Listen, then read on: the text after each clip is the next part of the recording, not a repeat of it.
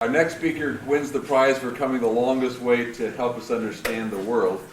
Kirby Ikin comes from Australia, and I say to him, good day, mate. But many of you may have seen the map. For those of you that have not, there's an Australian map that you ought to be aware of. You're used to the Mercator projection, which shows Australia at the bottom down here, sort of towards the left-hand foot. Well, the Australians have a different way of looking at the world, and that's the reason we're looking forward to his comments. But their map, you see, has Australia at the top of the world with us at the bottom. So, Kirby, if you'll come tell us just exactly how you make those maps. We want to find out how business is done in Australia. Thanks very much, Bill. It's a pleasure to be here to speak to you this morning, ladies and gentlemen. I'd just like to make a couple of quick comments before I sort of launch into my discussion. First of all, it's interesting in the light of some of the comments that have been made this morning about the insurance industry and about getting the business community involved with space activities. I thought perhaps I should tell you why I feel I have some qualification for speaking on the business perspective of space. First of all, I have a law degree and a commerce degree in accounting and financial management.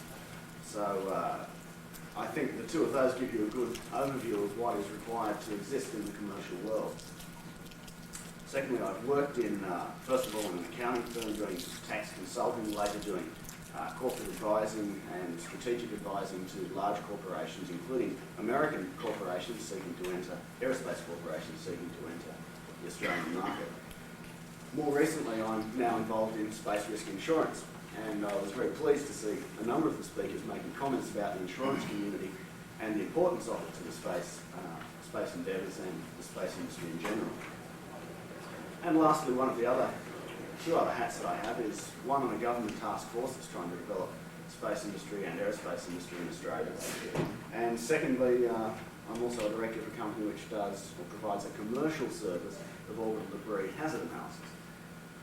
So hopefully that's set the perspective for where I'm coming from. The other thing that I want to say in advance is that my discussion is really the Australian perspective of doing business in space, and hence I'm not necessarily going to draw conclusions of how we should be doing things, whether it's right or wrong, a particular approach, but simply this is the way Australia is doing it, and it's, I think, quite a different, perhaps unique way of looking at the space industry. It's perhaps worthwhile, first of all, to give you a very, very quick background to sort of Australia and its heritage in the space environment. As Bill said, Americans may have a different view of where Australia is, what it's like, and where we sit in the world.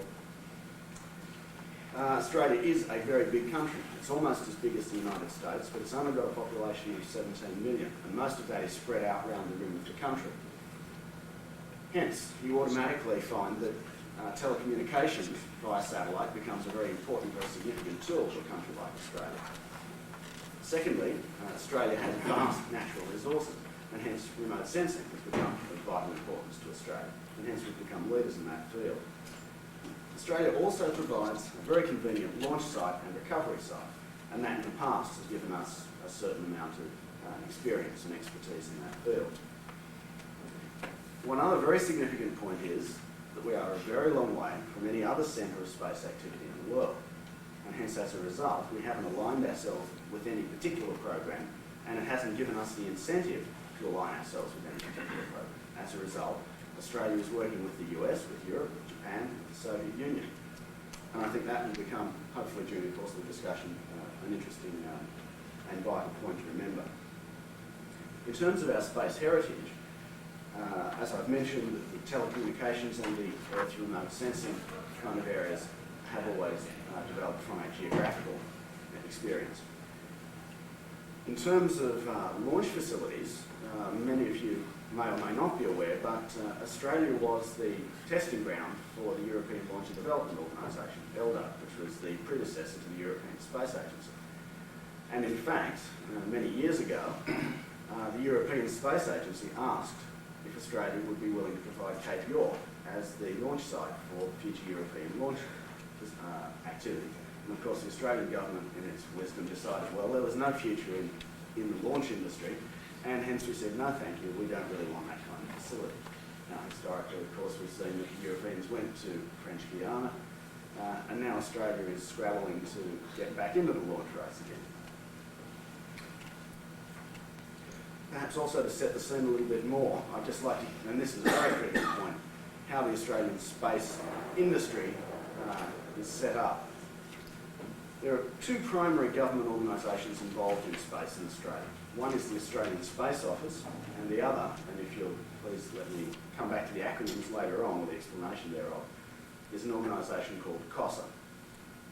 The Australian Space Office is an office within the Department of Industry, Technology and Commerce. And it has a fairly broad mandate, essentially to help assist in development of the Australian space industry. However, and I've had some interesting responses to this, it has an annual budget of only $5 million, which is roughly equivalent to US $4 million. Now, I've said to people, if you can imagine the equivalent of NASA with only $5 million, and unfortunately several people have been able to imagine it. With such a limited budget, it does somewhat limit the kind of activities that the office can undertake. So principally, it ends up doing setting some policy guidelines, regulations, licensing, and also, importantly, trying to foster new commercial activities within Australia, trying to identify niche markets into which we can enter and be competitive. It also plays a significant role in supporting NASA's activities in Australia, the Deep Space Tracking Network. The other organisation that I mentioned is COSA, which is an acronym within an acronym. It's the CSIRO Office of Space Science and Applications, CSIRO standing for Commonwealth Scientific, Industrial and Research Organisation. It again has an annual budget of on the order of $5 million Australian, again US $4 million. And it carries out scientific research into areas that relate to space applications. And to give you an example, I've been looking at a space-based atmospheric pressure sensor, I should say, which, not being a technically minded person, doesn't mean a great deal to me, but apparently nobody else has ever been able to achieve this kind of technology from a space-based sensor as distinct from an aircraft-borne sensor. One of the interesting developments through the Space Office that's only occurred in the last year or so is the establishment of Space Industry Development Centres, and they're very, very similar to the CCDS over in the States.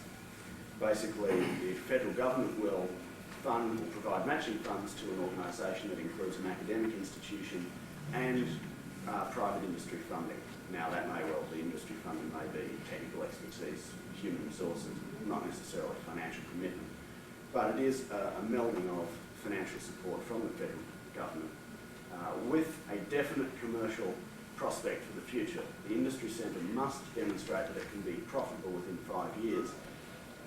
The funding is capped at about $500,000 a year from the federal government. And they are very squarely aimed at commercial opportunities. 2 such centres were set up in 1990, one of which I must say seemingly has failed already in the space of only 6 to 8 months. And 2 more centres are about to be set up within the next month or two in Australia. So hopefully you're beginning to see the scene coming together. We don't have a national space program in Australia. We don't have any tremendous funding to fund instrumentation. We have some limited funding in that regard. So Australian industry has grown up very much with trying to find truly commercial applications. And in many senses, Australia is probably the only country in the world that is trying to leap ahead of any national program, or to leap beyond having a national program and going straight to the commercial activities with very little industrial expertise, no national program to support the development of industrial expertise. I thought it would be useful then to give you some examples of what is going on in Australia, and I know from the many people who come up to me already during the course of the conference asking about particular projects that this is of interest to various people. I guess the one that comes to most people's mind, and which is probably the highest profile and possibly the one with the greatest potential for Australia, is the current Cape York Spaceport proposal.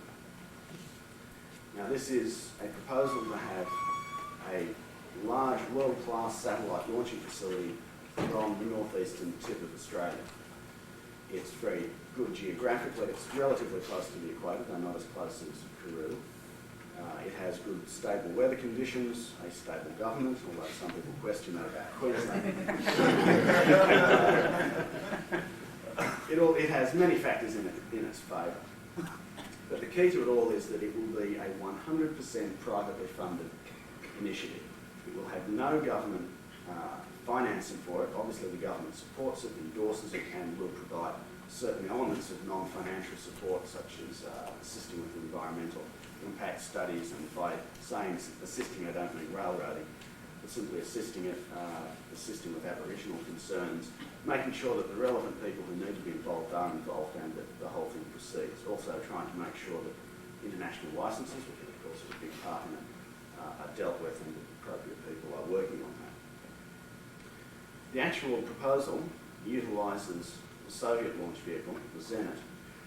It hopefully would employ an American company as the project manager, and currently USBI, a division of UTC, is the organisation that has received a preliminary licence to be involved with that. And it would be operated by Australians. Australians would be trained by the Soviets and with the assistance of the Americans. Yes, it's a very international facility in a variety of ways. I don't think many people would dispute the fact that the one thing that makes it commercially viable to set up this enormous infrastructure is the fact that the Soviet launch vehicles are remarkably cheap. I won't at this point go into the status of the project because I'm sure somebody's going to ask me the question later on, and I think I prefer to take it at that point. I'd rather leave you at this stage. At this point, with the understanding that Cape York has set out to be an entirely commercial project, that it is proceeding on that basis, and that it's, at this stage it's still a viable and feasible proposition. The other major project, which is underway but has changed and evolved in the last couple of months, as recently as that, is the Australian launch vehicle proposal. Basically, the company Australian Launch Vehicles formed in 1988 from two ex-Defence Department rocket engineers from our Defence Science and Technology organisation, which is similar to DARPA. They came up with a proposal to develop a launch vehicle, a small launch vehicle, capable of putting 1,000 kilograms into a low Earth orbit. Now that's not that small, but it's equally not big.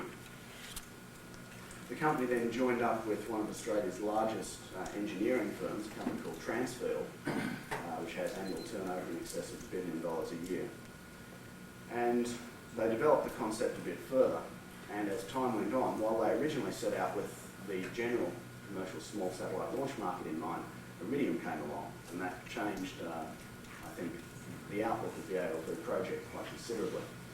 ALV then brought in several other Australian companies to assist with the project. GIO, the people that I work for in Space Risk Insurance, were one of the parties to that project. And they made what was a relatively successful bid for the Iridium project.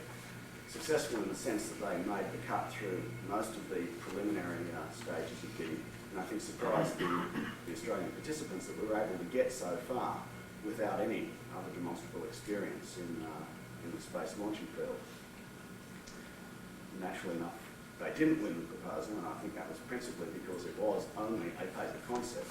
No vehicles had been flown.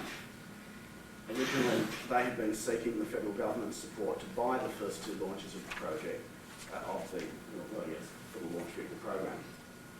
That would have cost the federal government about $15 million, and that, when the federal government's space office only has a $5 million budget, is a very difficult thing to achieve. Not impossible, because they could have received a special cabinet grant of some sort, or special cabinet funding. The federal government, in its wisdom, when Iridium came along, decided, well, we don't need to fund your first two launches because you have this wonderful commercial opportunity out there ready for you to plug.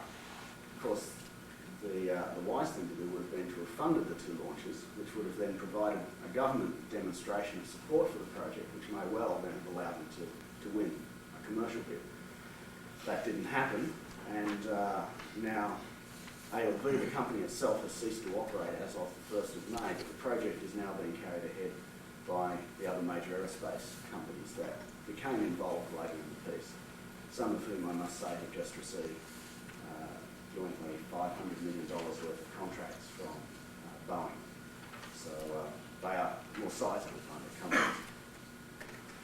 Another interesting development, because I realise we're pushing on for time here, and one that I find particularly exciting in the sense of being evolutionary but not revolutionary, is the use of, or the development of a scramjet engine in Australia for use on small launch vehicles. Australia has expertise, and perhaps world-leading expertise, in the development of hypervelocity shock tunnels. And in fact, that technology has been sold to the US. The Australian company that's now marketing it is setting up 2 facilities for leading organisations in the US and one for the Germans as well. But out of this expertise, they've developed the concept for an expendable scramjet. And the critical economic potential for that is that you don't need to develop the same kind of materials technology, which is one of the biggest hurdles of scramjet engine design. So essentially what they're proposing is to put an expendable scramjet engine as the second stage of a vehicle like a Scout or an Australian launch vehicle. An interesting evolutionary concept which they still have to find the commercial funding for, and as everybody here knows, that's not a simple thing to do. But it's, as I say, an evolutionary rather than an revolutionary kind of step forward, and one that provides a lot of exciting potential. Another couple of niche markets that Australia has sought out are insurance services. Australia has become, and in fact GIO has become, one of the largest space risk insurance providers in the world in terms of net exposure per launch. Without going into technical details, GIO will put up to US $5 million worth of risk or exposure on any one launch. And as has happened, we've suffered 5 satellite failures in the last 15 months out of 30 satellites that we've insured. And that becomes a critical thing because insurance is a very vital part of a commercial space undertaking. If you have a $100 million satellite, in today's market, the insurance will cost you $18 million, or maybe 17, I would say 18 the way the market's now going. So you can see that that becomes a very vital part of a commercial decision. And it's an area that Australia was able to get into without any great excessive need. The one other area then that I'll just touch on is splashguard, again because I'm involved with that. It's a commercial service for orbital debris hazard analysis. As you're all aware, the debris problem is increasing. Splashguard has software that allows us to predict the risk to a satellite being damaged in low Earth orbit, or at least low Earth orbit was where we thought most of the debris was. In the last couple of weeks I've just been advised that it seems that the Olympus satellite has actually been damaged by debris in geosynchronous orbit. And if that's the case, then we've got a lot more things to start worrying about. As I said at the outset, I'm not going to try and draw any conclusions about whether what Australia does is right or wrong. Some of it's right, some of it's wrong. I think it's a unique perspective, but one that is definitely driven by the commercial desire and commercial motive, and perhaps Australia will be an interesting case study for the future to see just how successful commercial space endeavours will be. Any questions by some of the other speakers? Yes, please. I'd just like to make a comment. Kirby, welcome to the United States. I got my space overview from Australia, and I think Australia probably has a lot more of their fingers in the space pie than most people realized. I'm naming the rocket that I've designed, the Woomera, in honor of a village in Australia that I lived in for 5 years. And Australia fully participates in what they call the top secret US CIA spy bases at Narungga and Pine Gap, which gives them a great deal of space expertise without, of course, being able to allow them to use the publicity from it. Questions? Yes. Kirby, has anyone ever thought of, instead of launching ComSats on Zenits out of Cape York, of putting a A4 Soyuz launcher pad at Cape York and having almost all azimuth man capability to orbit for commercial purposes? I think most members of the NSS have thought about that. I don't think... You get nearly as much back from the American launch companies to do that. I think it was really too big an undertaking for Australia to look at this point. I mean, manned activities really don't have a direct commercial return at this point, and hence it's not something that we've focused on. But believe me, the Zenit could provide the basis for things, because the Zenit is essentially a man-rated vehicle, being the strapline for Energia. And there are several people who've already started extrapolating to where we could go if the Zenit was used out of Cape York. One more, yes, sir. Can I take up your suggestion, ask you to detail what's going on with Cape York? This could take a couple of minutes, but I'll try to keep it very brief. Cape York Space Agency was the corporation that had the running of Cape York Spaceport project. It was owned by a company called Essington, who were essentially a property development corporation, but a good example of the kind of people who are willing to take high risks for relatively high returns, potentially high returns. They always had the intention of selling their interest down to about a 12.5% stake in the project. They were having great difficulty, or I shouldn't say great difficulty, but weren't making rapid progress in terms of getting other commercial backing for the project or getting the appropriate sort of backing. Again, the federal government stepped into the project and put out an announcement saying they'd like expressions of interest from other parties who would like to progress the project commercially a little more quickly. At which point Essington threw up their hands and said, okay, if that's the way you want to play the game, we want to sell out completely. The request also produced a very interesting response. About 20 to 23 other companies, a lot of them were international, who expressed interest in being involved in running the project. There was also one particular Australian consortium called Space Transportation Systems, which included one of the founders of Cape York Space Agency, who came up with a totally new concept for the Cape York Spaceport. They believed the federal government were opening it up for anybody to get involved with the project, which wasn't the federal government's intention. So on one hand, you have Space Transportation Services wanting to run the project. The Space Office is also now funding a study to revalidate the feasibility of the project, but more importantly, to draw together a new consortium to run the project. So they're the second kind of player in the field. Thirdly, you now have Essington saying, because they have been in some financial difficulty, it's a very large company and some of their subsidiaries have had difficulties, they're now wanting to hold on to Cape York and are trying to go ahead with the project themselves. Ultimately, in the next few months, one party will emerge that will take the project ahead. Being very candid, I think the project probably now has less than a 50% chance of going ahead to completion, whereas last year I would have said it was almost definite that it would. It's not dead by any means. I think it has a lot of potential, but it's a hard slog to get the project off the ground, get that financing together, which, by the way, is all up about $700 million, $350 million of equity and $350 million of debt. He's just looking for a few more crazies. Thank you very much, Kirby.